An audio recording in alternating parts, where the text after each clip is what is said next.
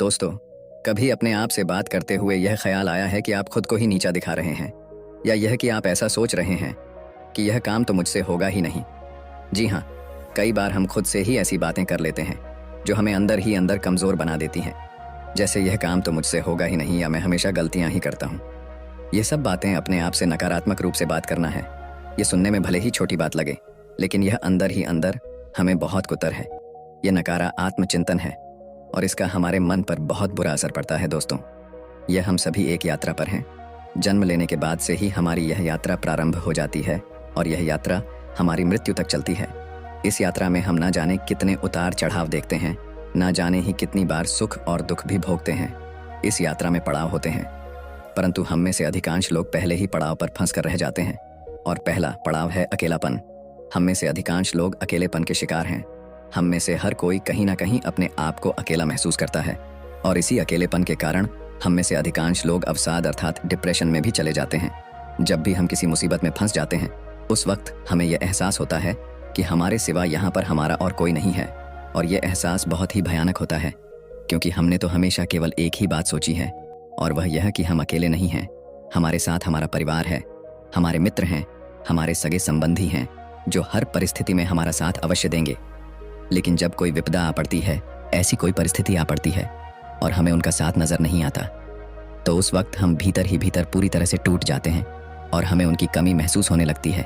नमस्कार दोस्तों, Bodhi thinks by YouTube channel में आपका दिल से स्वागत है। यहाँ हम साझा करेंगे विचार और ज्ञान जो आपको जीवन में शांति और प्रेरणा प्रदान करेंगे। हमारी यह यात्रा हम सभी को मनोबल से भरने के लिए है, ताकि हम सभी अपने सपनों की पूर्ति की ओर बढ़ सकें। इस चैनल को सब्सक्राइब करना ना भूलें, ताकि आप हमारे साथ जुड़े रहें और हमारी नई वीडियोस का आनंद लें। तो चलिए शुरू करते हैं। बहुत समय पहले की बात है। एक गांव में एक व्यक्ति रहता था जो बहुत धनी व्यक्ति था। उसके पास बहुत संपत्ति थी, उसके पास किसी चीज़ की कोई कमी नहीं थी। उसके चारों ओर उसके परिवार वाले मित्र, रिश्तेदार, सगे संबंधी सभी सहयोग देते थे, और वह भी उन सभी की हमेशा मदद किया करता था। और वह व्यक्ति हमेशा एक ही बात कहता था कि मैंने भले कुछ कमाया हो ना हो, लेकिन मैंने आप लोगों का साथ कमाया है, और वास्तविकता में यही मेरी पूंजी है, यही मेरी संपत्ति है। वह अपनी दुनिया में बहुत खुश था, सब कुछ बहुत अच्छा चल रहा था। और फिर देखते ही देखते एक दिन व्यापार में ऐसा भी समय आया जब उसे यह निर्णय लेना था कि वह व्यापार में आगे बढ़े या फिर अपने व्यापार को यहीं तक सीमित रख। यदि वह अपने व्यापार को यहीं तक सीमित रखता तो इसमें भी उसे कोई नुकसान नहीं था, लेकिन यदि वह अपने व्यापार को आगे लेकर बढ़ता तो उसे बहुत ज़्यादा मुनाफा मिलता। उसने मन ही मन सोचा, यदि मुझे ज़्यादा मुनाफा होगा तो मैं और भी लोगों की मदद कर पाऊंगा, मैं और लोगों की सहायता कर पाऊंगा। इसी विचार के साथ उसने अपने सभी सगे संबंधियों से सलाह ली, और सभी ने उसे केवल अपने व्यापार को बढ़ाने के लिए ही कहा। उन सभी की बातों को मानकर उसने यह तय किया कि चलो, आखिर इतने सारे लोग कह रहे हैं तो क्यों ना मैं अपने व्यापार को और उन्नति तक ले जाता हूँ, और यदि कुछ गलत हो भी गया तो इतने सारे लोग मेरे साथ हैं, ये लोग बुरे समय पर मेरा साथ अवश्य देंगे।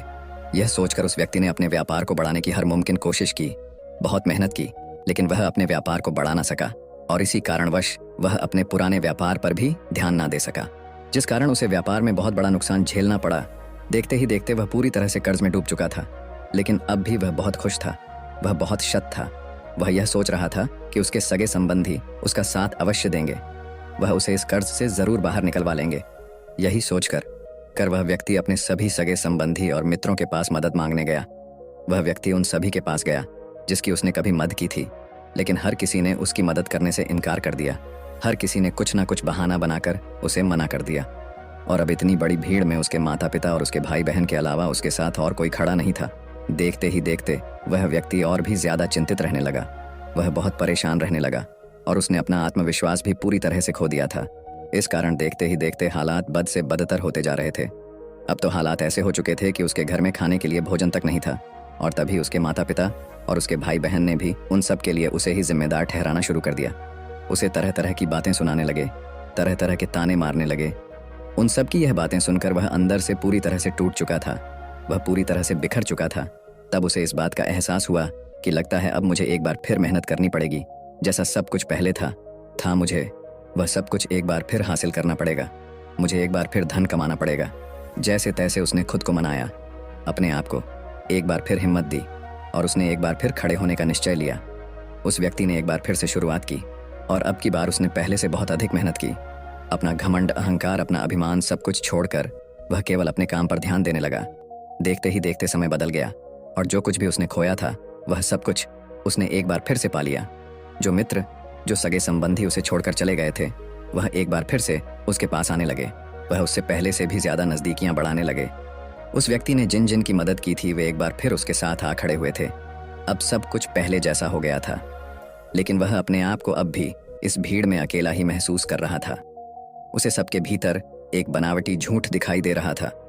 उसे सबके चेहरे पर एक बनावटी हंसी नजर आ रही थी, एक बनावटी भरोसा नजर आ रहा था। इसी कारण वह सबके पास होकर भी अपने आप को बहुत अकेला महसूस कर रहा था। अब उसे किसी से कोई उम्मीद नहीं थी, किसी से कोई आशा नहीं थी, और देखते ही देखते सबके बीच रहकर भी वह भीतर ही भीतर घुट रहा था। वह अपने आप को अत्यंत अकेला महसूस कर रहा था।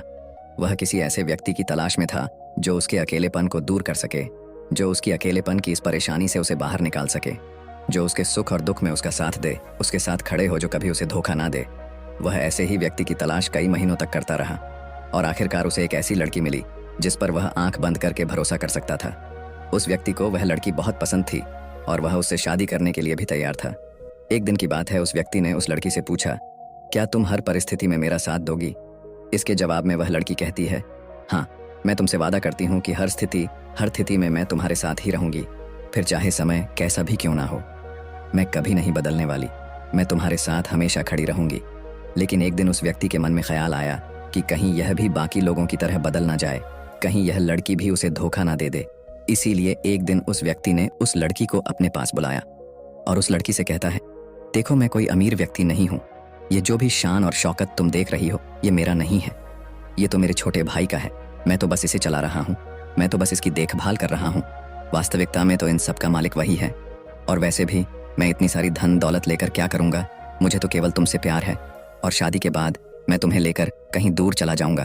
कहीं दूर जाकर हम अपना एक छोटा सा घर बसाएंगे, हम वहाँ पर खुशी खुशी अपना जीवन बिताएंगे। उस लड़के की यह बात सुनकर वह लड़की मुस्कुराते हुए उस लड़के से कहती है, तुम भी कितने भोले हो। अगर यह व्यापार तुम चला रहे हो, इसकी बागडोर तुम्हारे हाथों में है, तो तुम इसे अपने नाम पर भी तो करवा सकते हो। आखिर तुम्हें इसमें कितना समय लगेगा? जब तुम यह व्यापार अपने नाम करवा लोगे तभी मैं तुमसे शादी करूंगी, वरना मुझसे शादी करने का ख्याल मन में भी मत लाना। यह सुनकर वह व्यक्ति जोर से हंस पड़ा और वहां से चला गया। उस लड़की की बात सुनकर उस व्यक्ति के दिल को बहुत चोट पहुंची थी। वह अंदर ही अंदर पूरी तरह से टूट चुका था। अब उसे किसी से भी कोई उम्मीद नहीं रह गई थी। अब तक उसके जीवन में इतना अकेलापन नहीं था जितना कि अब वह अपने आप को अकेला महसूस कर रहा था। चारों तरफ हर कोई उससे झूठ कह रहा था। चारों तरफ हर किसी के चेहरे पर झूठी हंसी और झूठा मुखौटा था। उसे किसी पर अब भरोसा नहीं रह गया था और भीतर ही भीतर उसका अकेलापन उसे खाए जा रहा था, जिस कारण वह बहुत परेशान रहने लगा था। वह बहुत चिंतित रहने लगा था। वह किसी भी हालत में अपने इस अकेलेपन से छुटकारा चाहता था। एक दिन की बात है, वह व्यक्ति सैर करता हुआ अपने नगर से बाहर निकल गया और अपने नगर के बाहर निकलते ही उसे कुछ ही दूरी पर एक आश्रम दिखाई दिया। वह व्यक्ति उस आश्रम में जा पहुंचा। वहां पर बहुत शांति थी, बहुत सुकून था उसे। वहां की शांति बहुत अच्छी लग रही थी, जिस कारण उसका अकेलापन भी मिट रहा था। वह व्यक्ति उस आश्रम के बाहर बैठ गया और उस शांति का अनुभव करने लगा। तभी उसके सामने एक बौद्ध भिक्षुक आ खड़े हुए और उन्होंने उस व्यक्ति से कहा, भंते मन को सुकून मिला। इस पर वह व्यक्ति उन बौद्ध भिक्षुक को देखकर खड़ा हो गया और उन्हें प्रणाम करके कहता है, हे गुरुवर, यहाँ कितनी शांति है, यहाँ कितना सुकून है, और बाहर की दुनिया में तो हर कोई हमें लूटना चाहता है, हर कोई हमें तकलीफ देना चाहता है। इस पर वह बौद्ध भिक्षुक उस व्यक्ति से कहते हैं, भंते, आखिर तुम्हारी समस्या क्या है? तुम मुझे खुलकर बता सकते हो। इस पर वह व्यक्ति उन बौद्ध भिक्षुक से कहता है, हे गुरुवर, मैं बहुत अकेला हूँ, मेरा यहाँ पर कोई नहीं है। मेरे चारों तरफ घूमने वाला हर एक व्यक्ति केवल मेरी धन दौलत से प्यार करता है, उसे मुझसे कोई मतलब नहीं। मेरे पास बेशुमार धन दौलत है, सारी सुख सुविधाएं हैं। मेरा परिवार, मेरे मित्र, मेरे सहयोगी, मेरे सभी सगे संबंधी भी मेरे साथ ही हैं, लेकिन उनके होने के बावजूद भी मैं बहुत अकेला महसूस करता हूँ। मुझे ऐसा प्रतीत होता है कि मेरे पास सब कुछ होकर भी मेरे पास कुछ नहीं है। उन बौद्ध भिक्षु ने उस युवक की सारी बातें ध्यानपूर्वक सुनी और उसके बाद वह उस व्यक्ति से कहते हैं, भंते, मनुष्य जन्म से लेकर मृत्यु तक 2 पड़ाव में जीवन जीता है। पहला पड़ाव किसी भी मनुष्य को बड़ी सहजता से मिल जाता है, जिसमें उसे यह एहसास होता है कि इस जीवन में वह अकेला है। अकेलापन उसे कुछ इस प्रकार से घेर लेता है कि उसे और कुछ नजर नहीं आता। उसे ऐसा लगता है कि सब कुछ उसके पास है, लेकिन फिर भी उसका कुछ नहीं। दूसरों से उसकी सारी उम्मीदें टूट जाती हैं और वह बहुत एकांत में रहने लगता है। वह बहुत चिंतित और परेशान रहने लगता है। इसी अकेलेपन को समाप्त करने के लिए वह जिंदगी भर यहाँ से वहाँ भटकता है। वह इस संसार में तरह तरह की चीज़ों को पाना चाहता है जिससे उसका एकांत मिट सके, परंतु वह यह भूल जाता है कि यह सभी चीज़ें तो एक ना एक दिन उसके हाथ से छूट ही जाना है। अंत में तो उसे सिर्फ अकेले ही जाना है, और अधिकांश लोग इसी चक्र में फंसे रह जाते हैं। वह इस अकेलेपन को भरना तो चाहते हैं पर कभी भर नहीं पाते। तभी वह व्यक्ति उन बौद्ध भिक्षु से कहता है, हे गुरुवर, किंतु यह तो पहला पड़ाव हुआ, और अगर पहले पड़ाव में ही हमारा जीवन समाप्त हो जाता है तो हमारे जीवन में दूसरा पड़ाव कब शुरू होगा। इस पर वह बौद्ध भिक्षु मुस्कुराने लगे और उस युवक से कहते हैं, भंते, हम मनुष्य हैं और हमें अपने जीवन की यात्रा करने के लिए एक निर्धारित समय मिलता है, और हम में से अधिकांश लोग अपने जीवन की यात्रा के लिए जो उन्हें समय मिला है जन्म से मृत्यु तक का, वह उसी पड़ाव में फंस कर रह जाते हैं। वह उसे कभी निकल नहीं पाते। वह अपने जीवन को उस दूसरे पड़ाव तक ले ही नहीं जा पाते, क्योंकि हम अपने जीवन में उस व्यक्ति तक पहुंच ही नहीं पाते जो हमें अपने जीवन की यात्रा में दूसरे पड़ाव पर ले जा सकता है, जो हमारे जीवन से अकेलेपन को समाप्त कर सकता है, और अकेलेपन की इस यात्रा का दूसरा पड़ाव है। तभी वह व्यक्ति उन बौद्ध भिक्षु से कहता है, हे गुरुवर, आखिर ऐसा कौन है जिसके जीवन में आने के बाद हमारे जीवन का अकेलापन समाप्त हो जाता है। मुझे तो आज तक कोई ऐसा नहीं मिला। मुझे तो जो लोग भी मिले वे सभी मुझे धोखा देना चाहते हैं। वे सभी मेरी संपत्ति चाहते हैं। हे गुरुवर, कृपया करके मेरा मार्गदर्शन करें। इस पर वह बौद्ध भिक्षु उस युवक से कहते हैं, भंते, वह कोई और नहीं है बल्कि वह तुम खुद ही हो। तुम जिस खुशी को, जिस एकांत को बाहर ढूंढ रहे हो, वह कहीं और नहीं बल्कि तुम्हारे भीतर ही है। क्या तुमने कभी खुद को खोजने का प्रयास किया है? क्या तुमने खुद को कभी जानने का प्रयास किया है? तुम्हारे जीवन का सबसे बड़ा शुभ चिंतक कोई और नहीं बल्कि तुम ही तो हो। चाहे समय कैसा भी क्यों ना हो, चाहे परिस्थितियां कैसी भी क्यों ना हो, तुम ही हो जो हर परिस्थिति में, हर समय में अपने साथ खड़े रहोगे। फिर ऐसे में तुम दूसरों पर भरोसा क्यों करते हो कि किसी भी परिस्थिति या किसी भी समय पर वह तुम्हारा साथ देंगे? जब तुम्हें स्वयं खुद पर भरोसा नहीं, जब तुम खुद को ही नहीं जानते, तो तुम दूसरों पर भरोसा कैसे कर सकते हो? आगे वह बौद्ध भिक्षु उस युवक से कहते हैं, भंते, जिसने खुद को जान लिया, जिसने खुद से प्रेम करना सीख लिया, जिसने खुद पर भरोसा करना सीख लिया, वह जीवन की यात्रा के दूसरे पड़ाव पर पहुंच ही जाता है, और उसका अकेलापन भी हमेशा हमेशा के लिए समाप्त हो जाता है, और उसे एकांत प्राप्त होता है। अकेलापन एक ऐसी अवस्था है जहां हमें दूसरों की तलाश होती है। हमें ऐसा लगता है कि कोई दूसरा ही हमें इस अवस्था से बाहर निकाल सकता है। वह हमारे मन के भीतर इस कमी को दूर कर सकता है।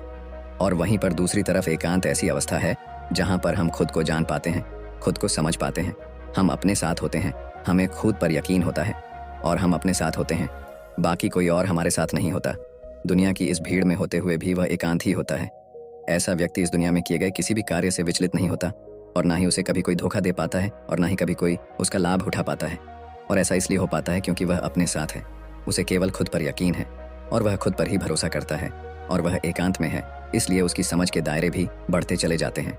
और तब वह अपने जीवन की असली यात्रा पर आगे बढ़ चलता है, जहाँ वह खुद को जानता है, खुद को पहचानता है और अपनी काबिलियत को अच्छी तरह से निखार पाता है। उन बौद्ध भिक्षु के मुख से यह सारी बातें सुनकर वह व्यक्ति उन बौद्ध भिक्षु से कहता है, हे गुरुवर, आप सत्य कहते हैं। मैंने कभी अपने आप के बारे में सोचा ही नहीं। मैंने कभी भी अपने आप पर ध्यान दिया ही नहीं। जब सभी लोग मुझसे मुंह मोड़ रहे थे, सभी लोग मेरा साथ छोड़ रहे थे, तब भी मैंने अपने ऊपर ध्यान नहीं दिया। हाँ, यह बात और है कि उस वक्त मैं अपने साथ ही था, लेकिन मैंने अपने ऊपर ध्यान नहीं दिया। मैंने हर बार खुद को खड़ा किया है। मेरे हर गम में मैं रोया था और अपनी हर खुशी पर मैं ही हंसा था।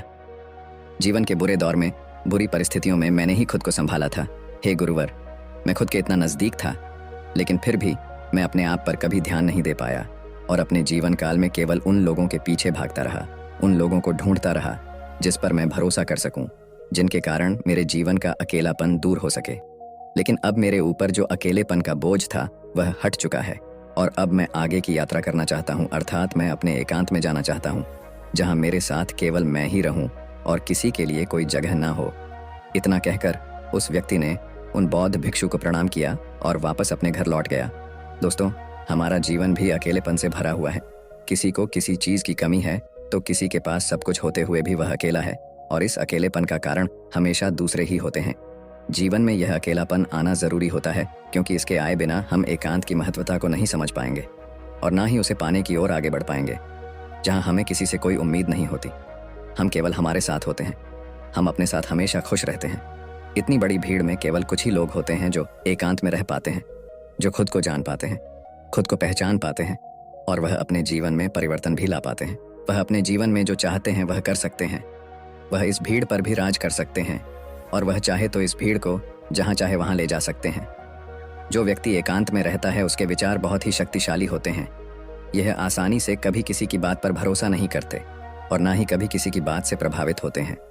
लेकिन एकांत का अर्थ यह भी नहीं कि आप यह संसार छोड़कर, अपना घर बार छोड़कर कहीं पर चले जाएं। इसका अर्थ तो यह होता है कि आप इस भीड़ में रहकर, इस संसार में रहकर भी आप इस भीड़ का हिस्सा ना बने और ना ही संसार का हिस्सा बने। हाँ, संसार के सारे कार्य करते हुए भी आप अपने साथ रहे, अपने आप खुश रहे, अपने दुख में रोए, अपनी खुशी में हंसे और खुद पर भरोसा